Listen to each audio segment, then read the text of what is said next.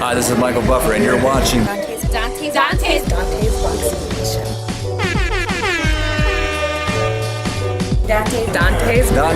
Boxing Nation.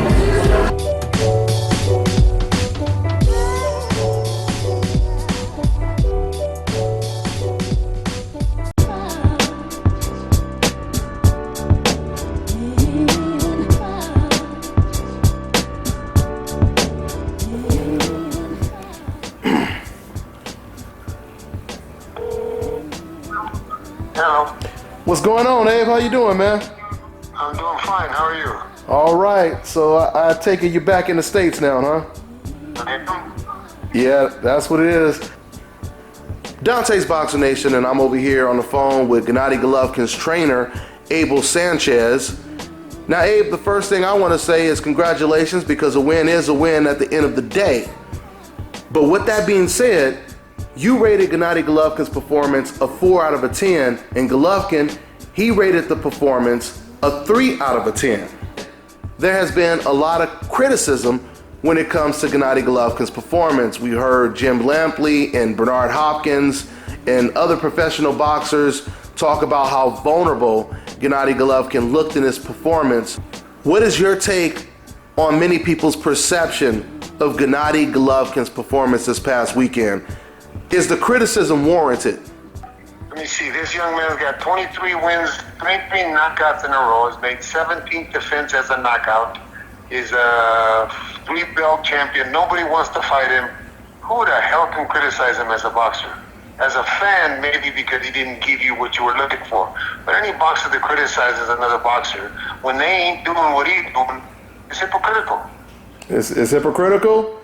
I mean, but Abe, what they're criticizing is not the fact that he didn't get a knockout, because he did get a knockout, but they're more criticizing, and you know, me myself, I was even noticing that he was getting hit a lot more. Were you concerned with that, Abel, that he was getting hit a lot more? Not at all. Not at all. I'll tell you why not at all. Talk to or think of any of the fighters that you're telling me were hypocritical, and tell me about their last fight that they didn't get hit one punch. Okay, well, definitely one punch. Okay, well, this is boxing. This is boxing. That he was dominating everybody before him and didn't and never got hit. He had maybe an off night. I don't think he had an off night, but he had an off night, let's just say, and he got hit with a couple shots. Come on, that's hypocritical to think that this man's going to perform at the same level against everybody. We fought an undefeated welterweight champion. We fought an undefeated guy that's 36-0 with 20-some knockouts, 28 knockouts. We fought a good fighter. Of course, this is boxing. You're gonna get hit. Mm-hmm. But all those people that are talking about, that are criticizing, one, are not doing it on his level. That's the first thing. Two, if they're fighters, tell me about their last fight. How did they do in their last fight? We can all sit and talk, but we're not doing the same thing that he's doing. Okay. As a fight fan, that he didn't do what he did the last time, and I'm going to criticize him because as a fight fan, okay, I can see that, because fans they pay the money to watch us fight and to do our thing, and they expect certain things from their fighters, let's just say. But he gave us, as a fight fan, he gave us a show. Okay, so there's some vulnerabilities. Okay, so you saw that. Now, hopefully, those same guys, if they're the guys that are avoiding him or have been avoiding him, maybe those guys now will step up to the plate. Well, that's what I was about to say next. It's a gift and a curse, right? Because Billy Joe Saunders, he's saying that he's seen a lot of flaws and a lot of faults, and now, before he didn't want the fight, before he was asking for a lot of money, but now he's not even asking about money. Now he's saying he wants the next fight. You believe him or what? I don't believe it. I believe it when he calls, instead of going on Twitter. Look, it's very easy. I can tell you that I want to sell my 2004 Escalade, and when and I really want to sell it bad, I'm going to get rid of it. And when you ask me how much I want for it, I tell you that I want $100,000. How bad do I want to sell it? Don't get on Facebook. Call Tom Loeffler. Okay. Fred Warren can call Tom Loeffler. That's the easiest way to get this done. I'm going to tell you what's going to happen. Just like Danny Jacobs has been saying he wants to fight. It's been ordered, okay? But it's been ordered by the WBA. So purse is not an issue here, because if it goes to purse bid, let's see who wins the purse bid. He's going to be satisfied with the 25% he gets. So now, before he said if they got to make it worth my while, that's like, I don't know what the numbers he was talking about, $1 million, $2 million fight. And sometimes these guys say that they want to fight, but they don't call the right people. Instead of getting on Twitter, call the right man. Call the man that can make the fight. Don't how can I say it? Don't spout out at the mouth when you're not ready to sign the dotted line. So you don't believe Danny Jacobs or Billy Joe Saunders will step to the plate? I mean, out of the two, which one do you think? I don't believe either one of them will, and we'll find out in the next couple weeks. Interesting. We're fighting at the end of this year. So you haven't heard at the end of this year. Okay, so you haven't heard anything from Danny Jacobs or Billy Joe Saunders people outside of the tweet yet? Outside of the tweeter, no.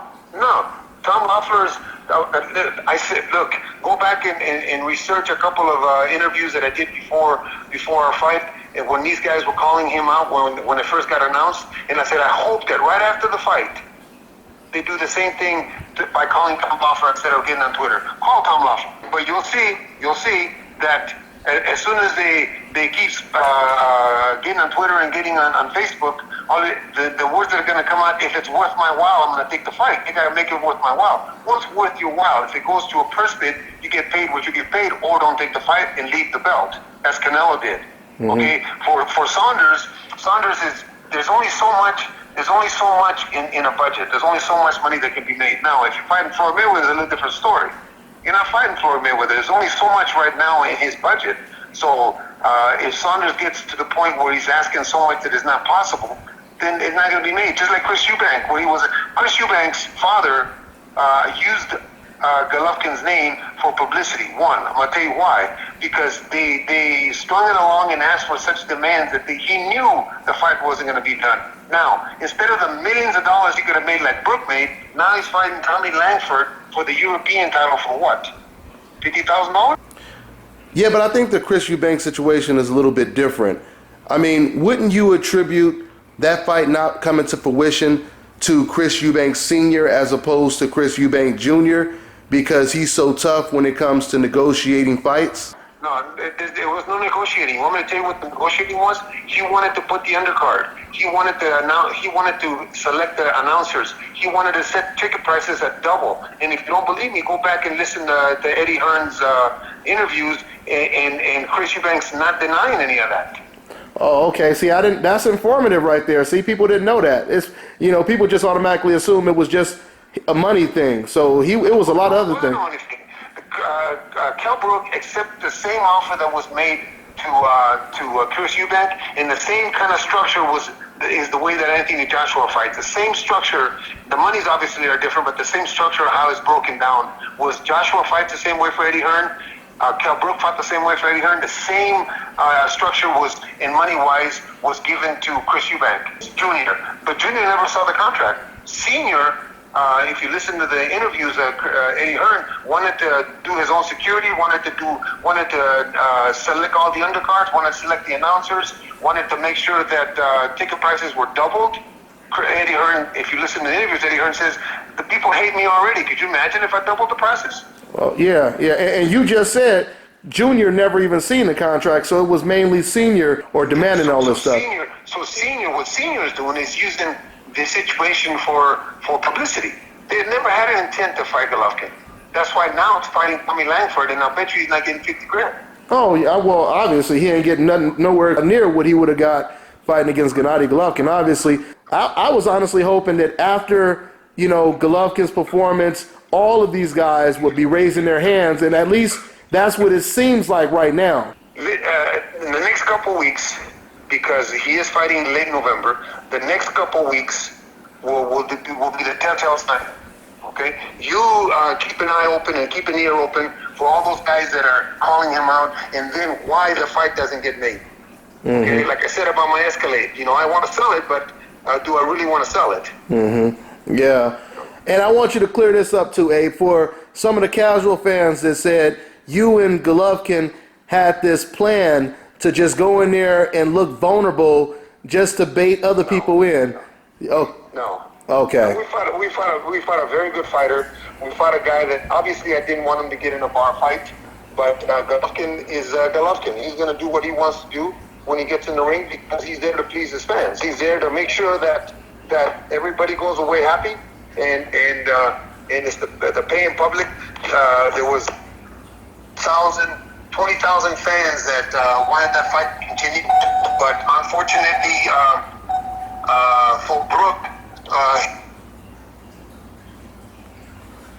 Hey, or the guy's career ruined. was it anything? Go ahead. So if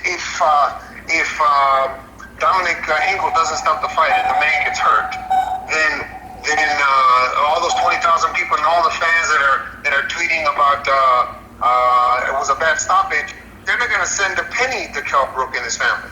No doubt about it. I mean, he's already in there with the hardest puncher in the middleweight division, and if he has a broken eye socket in the 5th round or the 4th round, yeah. But I go one step further. I go one step further with the guys that are calling Golovkin out.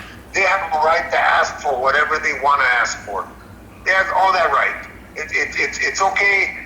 Just understand that the public has to understand that it's not Golovkin that's saying no. It's these guys that just putting a dollar amount on a fight that the dollar amount is not available. So if it's not available, then they're actually basically saying I don't want the fight. Realize this: that every opponent that Golovkin has had in his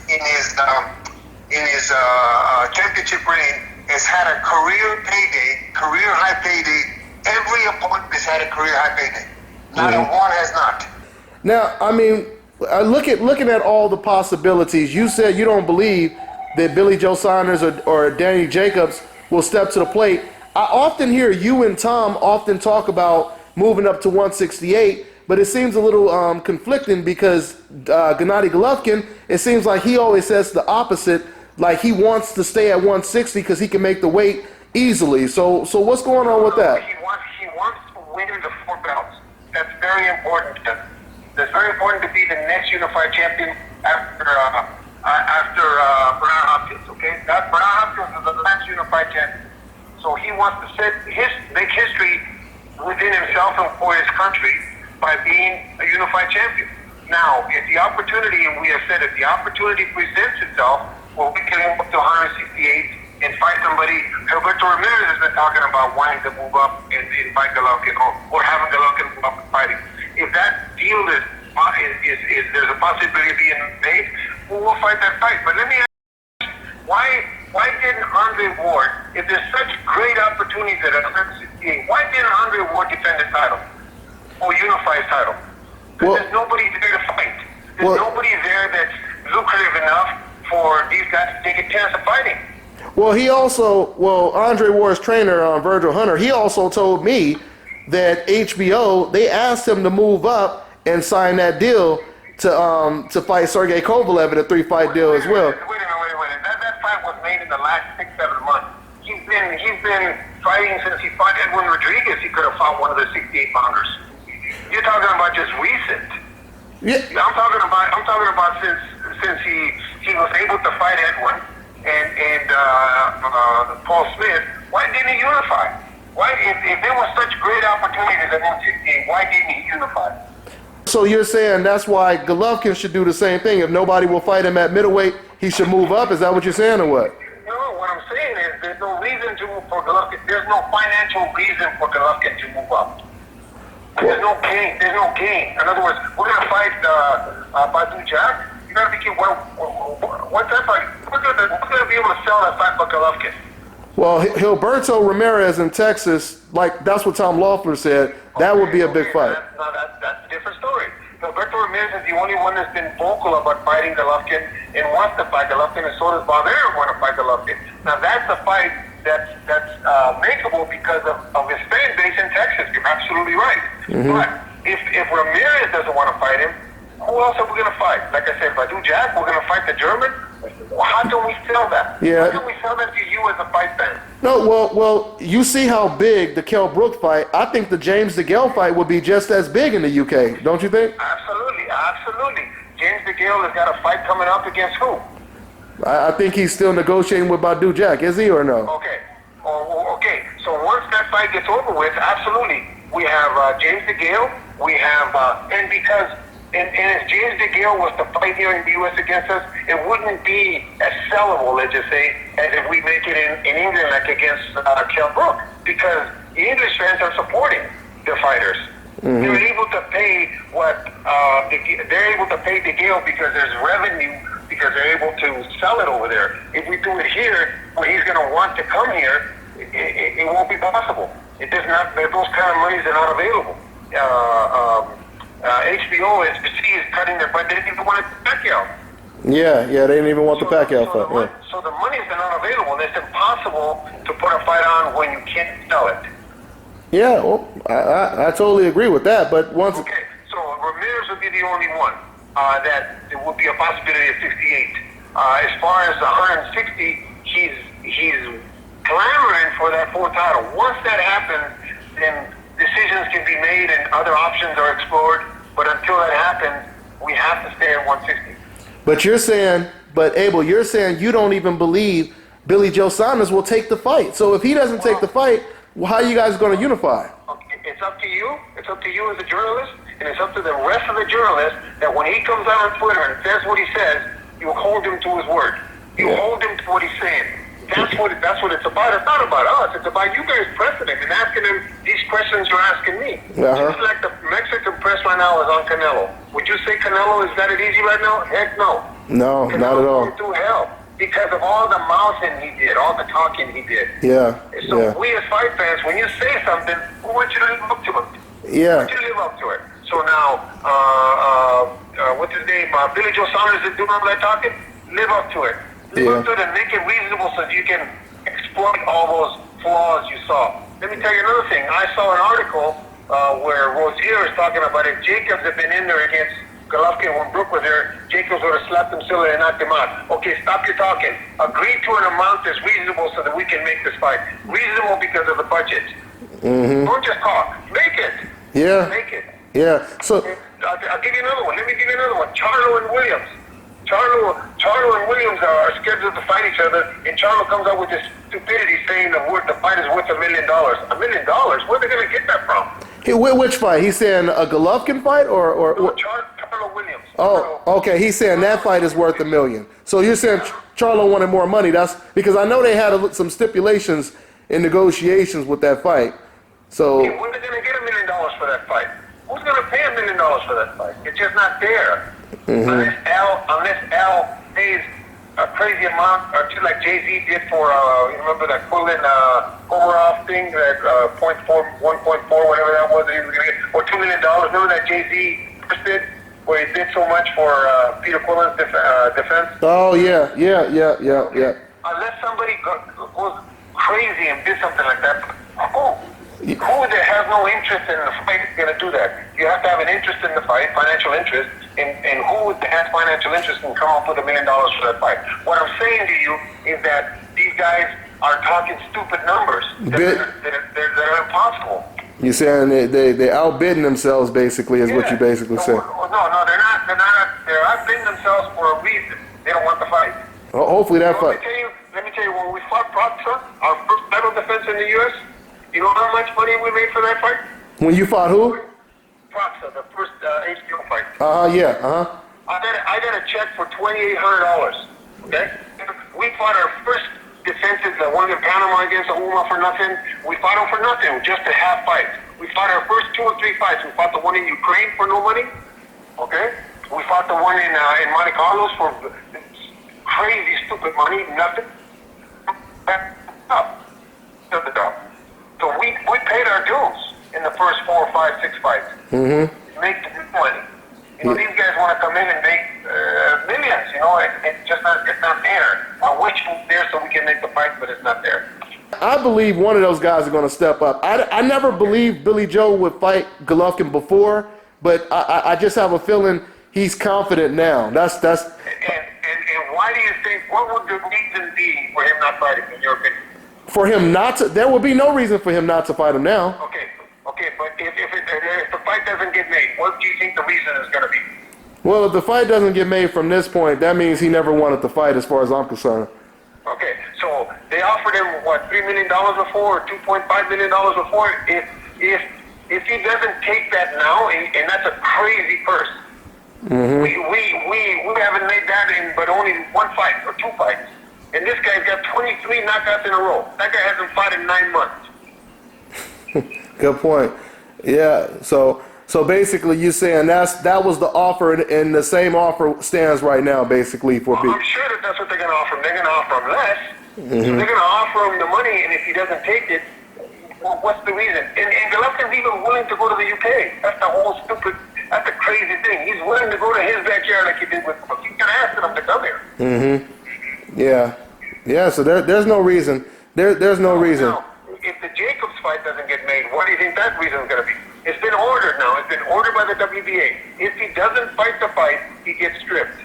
Wow. So that is official now. If he turns the fight down, they strip him of the belt. They strip him of the belt. Now, if they don't come to an agreement money-wise, it goes to a purse bid. The champion gets 75%. The challenger gets 25%. Now, do you think if $2 million get bid, which is crazy number, that means he would make what, $500,000? $500,000. Gio that fought us made $650. Yeah. They have to come to an agreement somehow and understand that there's so much money in the pot, but he has been ordered. Yeah, I mean, I can't see Danny Jacobs, after people seeing what Canelo Alvarez did by giving up the belt, I can't see Danny Jacobs going through that when he sees how the backlash that Canelo dealt with when he dropped his belt. He's still dealing with it. Yeah, You know? yeah. And I was even saying to myself, Abe, I'm wondering if Canelo is even looking at Golovkin's performance and maybe he's thinking, maybe he has a newfound confidence, maybe. I mean, I don't know, though. You don't think so, huh? Yeah, I think that this has become such a business, and guys are looking for it. I don't want to put any kind of blame on it. Know that he caused this, but Al paying the kind of money that he was paying, all these guys have these ideas of retiring on one fight. Instead of paying their dues, instead of doing what Floyd did. How many times did Floyd fight for nothing at the beginning? No, I mean, you have to pay your dues. You have to earn that kind of money with fights, not just because all of a sudden you got a belt and you got to hold it hostage. Yeah, it's a gamble. It's a gamble. I mean, you take what's offered, and then once you win that fight, then you can start demanding all types of money once you win the big fight, right? Correct. If Rozier is correct that Jacobs would have slapped Golovkin silly, I'd fight for a dollar just to get those belts. Yeah, like you said, that's what Floyd did with Oscar De La Hoya. Oscar took like 80% of the pie, and Floyd Mayweather, he ended up winning the fight. Then he became the cash cow. So the Pacquiao fight made him $500 or $340, $400 million. He wasn't that dummy, was he? No, not at all. Okay. Not at all. You have to take the chance, man. You have to take the chance. These guys are not willing to take a chance. They like I said, they want to cash out. But this is the part that I don't understand. How much do you think you made for the Mora fight? You know what? I need to look that up. I'm assuming I'm guessing probably around 500,000 to 800,000. Okay, well, I would say 500,000. I would say 500,000. I have to look at I would want to know, but let's just say 500,000. In order to make what he's going to make with Golovkin, if they go to a negotiating table and they talk right, he's going to have to fight 3 fights of that sort to make that kind of money. Yeah. Yep. Same thing with Saunders. Saunders is not a draw. Saunders is not somebody that everybody's clamoring to go see. That's a good point. I mean, I guess just because people automatically think of him being a UK fighter, you automatically think he's bigger. But you're right. I mean, he's not as big as some of the fighters in the UK right now. Gale, because out of sight, out of mind. And if he's fighting consistently, he's doing good consistently, and people remember that. But he hasn't fought in 9 months or 10 months, and he's been absent from the U.S. In the U.S., even if the fights are in the UK, the U.S. has the influence on stardom. Kell Brook came here to fight Sean Porter, and because he came here to fight Sean Porter, he became a bigger worldwide star. Yeah. None of those guys come here to fight. Anthony Joshua just signed a contract with Showtime. Do you think he's not going to come over here and fight? Because this is the Mecca, man. You have to make your bones here, and yeah, you can go back there and be a star, but you make your bones here. This is where you become a star. So Saunders being out of sight and out of mind is not really, like I said, somebody that everybody's clamoring to. If you go over there, it's going to sell out the arena again, but it's not going to sell out the arena because of Billy Joe Saunders. Well, yeah, no doubt. No doubt. But if Billy Joe Saunders fights some nondescript opponent, it's not going to sell out the arena. So you cannot demand crazy monies when you're not the one bringing. And I'm not talking about an A fighter or a B fighter. To me, those things are overused. I'm talking about who puts asses in the seats. You can be the B fighter, but everybody wants to see you, and boom, you're putting asses in the seats. I mean, Salido against anybody. So people are going to come see him because it's a war. Vargas against anybody. People are going to see him because it's a war. Spence against anybody. People are going to see him because now he's becoming a guy that puts people to sleep. Yeah, absolutely. Absolutely. Thurman, people are going to come and see Thurman like they're going to see Spence. Okay, so you have to sell. Yeah, you have to sell. And like you said, $3 million. I don't know how much BJ Saunders he's been making, in his fights before, but $3 million, it seems like a hell of a raise. So. Yeah, who did he fight? Who did he win the title from? Andy Lee, right? Yeah. It would be interesting to go back and find out how much he made for that fight. I'll tell you what, it won't be half of what he can make with Golovkins. Yeah. But, he's posturing, hoping that it gets to the point where maybe he can make that kind of money. He's been waiting, Golovkin wanting the WBO belt. I really don't know what the situation is. Our goal in the important part of our mission is to continue to have Golovkin in the ring, to have him fighting. Who it's against, it doesn't matter as long as he's fighting. Whoever steps up next and wants to fight in November is who we're going to fight. It's not the guy that people want to see. That's beyond our control. Yeah. Well, hopefully, like I said, it seems like there's a lot of options for you guys now, at least. You do know how the Brook fight was made, right? You heard all that story. I remember you told me briefly about it. Basically, what happened was Chris Eubank's father, or Chris Eubank and the attorneys, made it so difficult for Eddie Hearn that it got to the point where it was 3.5 weeks of negotiations, which was 12 weeks before the fight. We're getting into 8.5 weeks before the date that Golovkin was supposed to fight in, which was September the 10th. It got to the point where we have to make a fight or else we're going to lose the date. Golovkin is 34 years old. We can't afford not to fight good times this year for Golovkin. So anyway, they were trying to make this fight, and it was so miserable for Eddie Hearn. He said he aged 3 years and 3 weeks. Just how difficult it was. So on Monday of that week that the Brook fight got announced, on Monday they sent a letter to the attorneys giving them until Wednesday to say yes or no. Like they gave them a deadline. So the deadline went. Tom's on the phone with Eddie Hearn. Eddie Hearn says, you know what, I'm sorry, I don't have. So we were going to bring Golovkin back to the forum and fight on the Chocolatito card. They were going to be 1 and 2 again. So Eddie Hearn, in the conversation with Tom, says, well, let me call Kel. Would you fight Kel Brook? Yeah, we'd fight anybody at this point. So he calls Kel Brook. Kel Brook immediately said yes. Within 2 days, they had the contract, the same contract that they had for Eubanks to Kel, and it was signed and announced in the morning on Friday. The same contract. All they did was take Eubanks' name out, put Kel Brook's name in, take the picture of Eubank off the poster, put Kel Brook's picture on the poster. The same deal. He accepted within hours. Wow. Yeah, that's big. I mean, but do you think they regret that now, though, Abel? You think they regret that? No. Do you give Kel one? Do you, as a journalist, give Kel credit for how much he withstood from a big guy like that? Oh. How big his heart was? How much effort he put into it? How good he looked in the fight as far as physically? And in the first couple of rounds, We give him a lot more credit now. We respect him now more here in the U.S. than we did in the past. Oh, everyone does. I'm hearing people praise the hell out of Kell Brook now, you know, just for him taking the fight, but then the way he performed, he's getting praised a lot, you know. Okay, so I don't think he regrets it. I don't think he regrets it because just like Canelo lost against Floyd, who did you lose against? Yeah, you lost. You're talking about Kell Brook. You saying you don't think? No, I'm talking about Kell. No, I was talking about Chris Eubank. Do you think they regret the fact that they didn't? Oh, absolutely. But now we'll find out.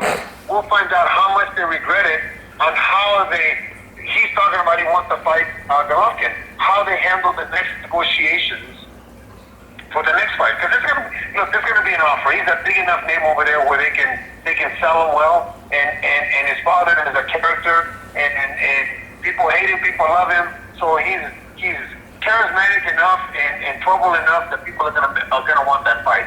How do they handle the next negotiations to fight, whether it's Golovkin or somebody else, whomever it is that they're gonna go after? That's a big name. Right now, Golovkin is a big name in that division, so they're gonna probably go after him. But if he goes out of there, how are they gonna handle negotiations against, let's just say, a Canelo or somebody who's in the division that's a big name? No? They have to be receptive enough. They have to be understanding enough on what's available and to deal with on the table. They can't dictate to a promoter or to you how much money you're going to have to pay them. This is what's available. Take it or leave it. Well, yeah. I mean, to me, this seems like a huge learning lesson to me. I mean, the fact that they missed out on this. They see that big crowd there, like one of the biggest fights in the UK in years, and they could have been a part of that. So to me, that's more incentive for them to take the offer this time. And then to think, shit, I could have had that same Golovkin that Brook had. Maybe I would have beat him. Yeah, that's why I don't believe it's going to be too hard for you guys to get at least BJ, Chris Eubank, or Danny Jacobs. Okay. Well, if we start falling out, you call me again, okay? So we can talk about it. We definitely will talk about that, man. That'll be crazy if they don't take this fight, man. So, like you said, they're all going to get. I hope that they don't fall out. Yeah, absolutely, man. And one last thing, I know you probably got to go, man, but Konstantin Ponomarev. Now Kell Brook is not going back down to welterweight. He said he's going to go back to 154. So does Ponomarev fight Errol Spence now for that IBF belt? Absolutely. That's what these kids work for. That's what these kids, even though I'm as high as I am on Spence, you know what? That's what these kids work for. Their careers get to a certain point where you have to make a move, and that's the move that's ordered next. I'm not gonna do a Chris Eubank, and I'm not gonna do Danny Jacobs if he backs out again, and I'm not gonna do a Saunders. We're gonna take the fight. If that's the fight that's ordered by the IBF, then that's the fight we're gonna take. If it's for the title, absolutely. If it was for a number 1 spot or number 2 spot, forget that. I would not take that fight because I don't believe in pitting two stars against each other like that for a chance to fight for the title. If it's for the title, absolutely. Yeah, I got you. And what about Marat Gassiev? How come that title shot hasn't been arranged yet? I believe right now, Rabinsky, who is I think won the first bid or won the right to do the first bid or do the fight.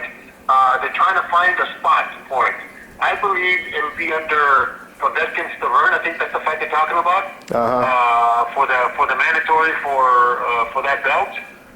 So if it's under that main event, then wherever they put that, and we haven't got a date yet. They haven't talked about a date. So hopefully it'll be in December sometime. But it's definitely that's going to happen against Lebedev for the both belt, IBF and WBA. Okay, man. Well, I look forward to it, man. And thanks for your time as always. Anything else you got on your mind, man? Yeah, I got Shafakov fighting for the mandatory. Hopefully within the next couple months, also the month mandatory for another title shot. The kid that beat who did he beat? Jamel Herring. Jamel Herring, yeah. Hey, for a mandatory. Hey, that was a great performance, man. That was a great performance. Congratulations on that, man. He looked. Thank you very much. Yeah, he looked. I was heartbroken. I'm gonna tell you why I was heartbroken. Because I'm a patriot, man. I believe in America. I believe in the U.S. I believe in all those young men that are overseas giving us the right to talk like we're talking right now. And for us to fight on the 4th of July especially, a young man that served for us two tours over in that area that is very difficult for everybody. And to fight him and to beat him was very, it was a bittersweet feeling for me because yes, I enjoyed that we won, but I didn't want to win that way, not against him. Yeah, it is what it is. But you know, that's cool, man. And one more thing, with Kell Brook, was there anything that surprised you about Kell Brook? No, I mean, I told everybody that would listen when they were interviewing me, and I told the HBO guys when we had our meeting that I thought that his advantages were the welterweight. His advantages were his hand speed and his foot speed. His advantages were that he's going to win a couple rounds early, but Golovkin's going to catch up to him. I compared it to when I talked about Khan and Canelo. I thought that Khan would win the early fight. He just had to keep his wits about him and listen to Virgil. If he didn't keep his wits about him, he was going to get knocked out. Sure enough, he got knocked out. Why? Because he got brave instead of listening to his corner. The same thing with Brook. I thought that he would win a couple rounds at the beginning, but eventually keep touching him. We're going to get to him. 4 or 5 rounds. I predicted 5 rounds to them, and that's exactly what it was. I just felt that Golovkin, you're a middleweight, and you have a naturally faster guy coming up from welterweight. He's going to give you problems early. But I know that if Golovkin just stayed on him, it's a 12-round fight. And that's, if you listen to me in the corner, that's what I keep telling Golovkin, not to go so crazy, just it's a 12-round fight. Work him, and we'll get him later. You don't feel Golovkin lost his composure at all because he kind of... He did. Yeah. He did. And when he heard it in the first round, I think that he wanted to go out and kill him. You know, and that's unfortunate because he looked a little sloppy at times, but he was trying. Again, he really wants to please the crowd. He really wants to put on a show. He really wants to. He puts to put on a drama show, whether he gets hit or doesn't get hit. With the Willie Monroe and some of those fights where he puts his head out for them to hit him, he just wants to fight at him. He just wants to. He's a warrior. You know, he wants to fight. No doubt about it, man. Well, hey, man. Well, I'll be talking to you when you guys get close to an announcement for the next one, man. All right. Well, if they fall out, you better call me. You better tell me why. I definitely will, man. And I'm gonna try to put some pressure on them too, man, to take the fight, man. So. Okay. Well, Danny, I think would be a great fight for us because of the story. Okay. The cancer survivor, all this shit that he's gone through. I think that a great promotion, a great sell. Hopefully that gets made for both of us, and we have the great fight that I anticipate. So.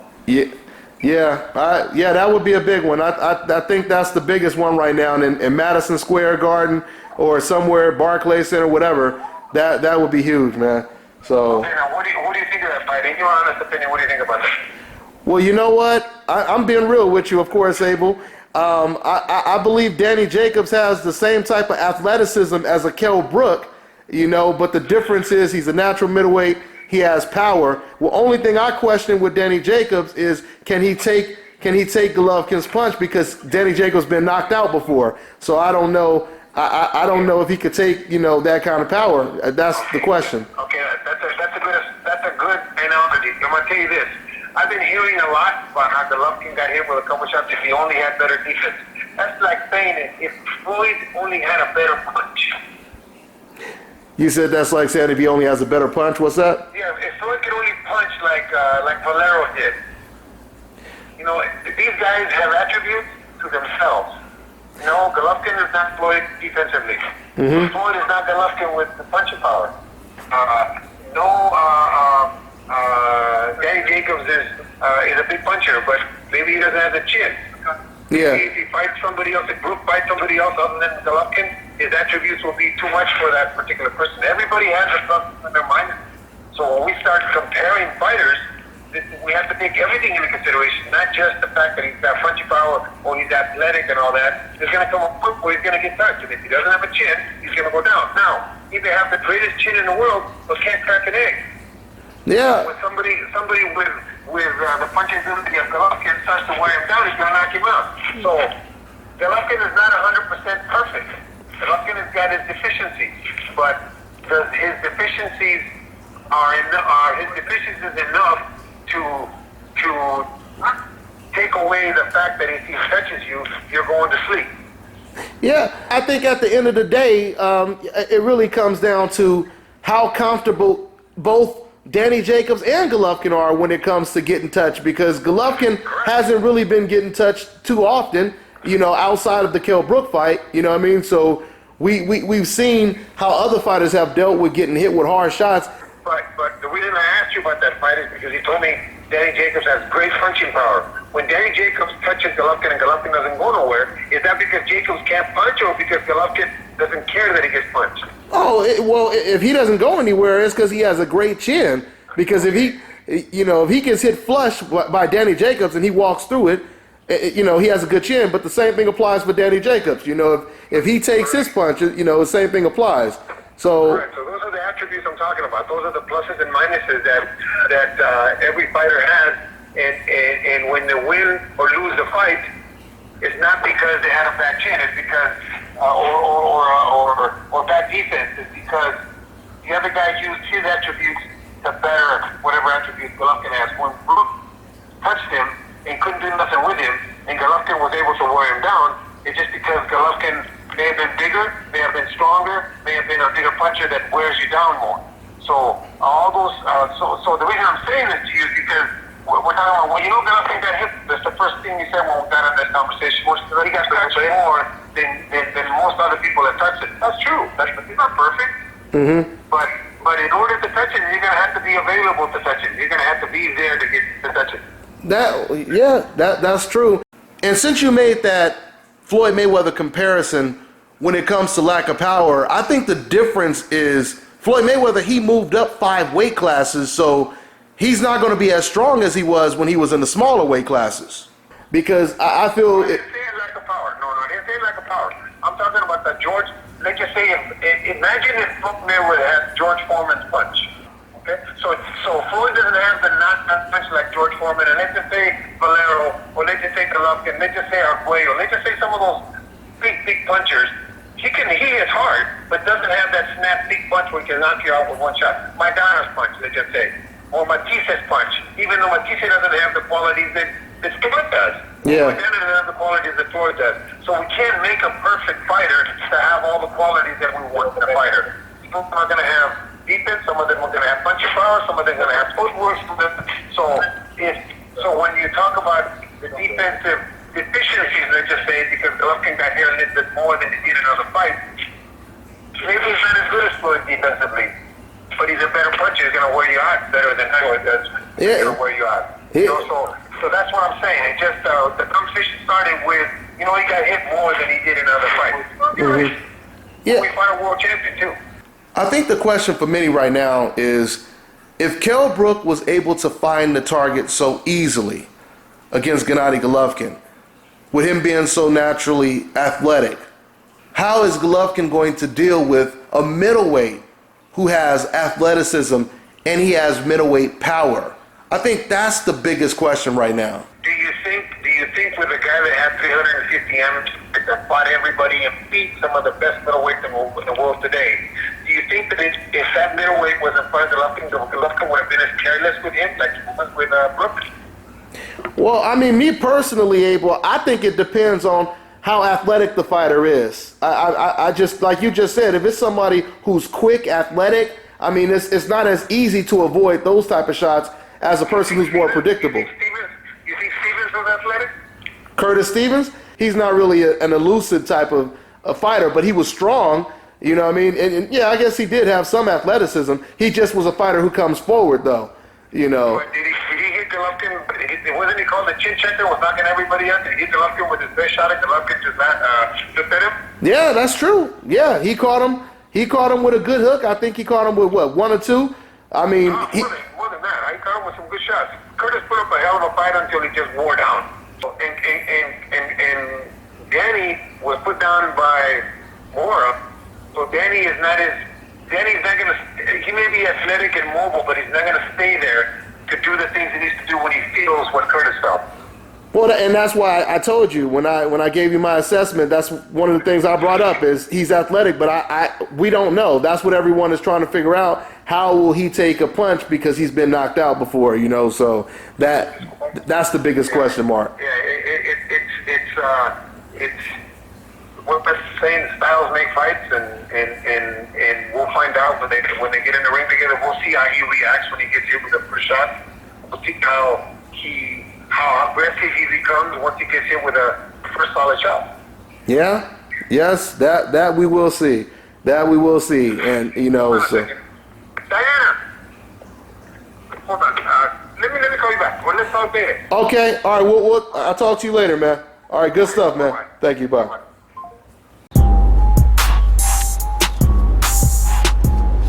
This is Bobby, and you're watching Dante's Boxing Nation.